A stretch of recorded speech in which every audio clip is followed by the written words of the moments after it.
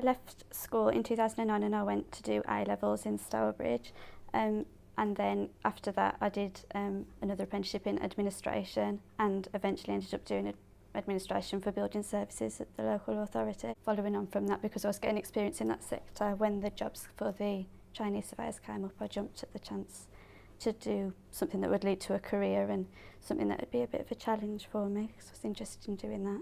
When I left school, I had no intentions of doing a degree. I just wanted to start working, so it was ideal for me really. I like the fact that I'll be working towards a degree. That was a big attraction to me to this role. It's ideal for me the fact that I can train and study at the same time, because my role's quite specific, so it gives me a base of all aspects of the surveying path.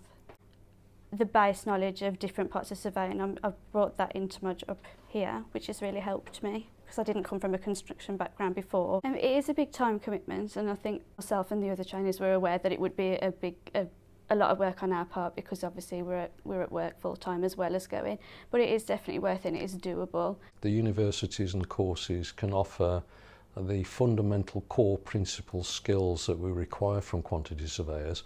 So at an academic level, the commercial and quantity surveying basics is there. Dudley as a council as a whole, at the moment, we currently have 178 apprentices across 39 standards. The course is paid for or sponsored and funded through levy and through us as the employer.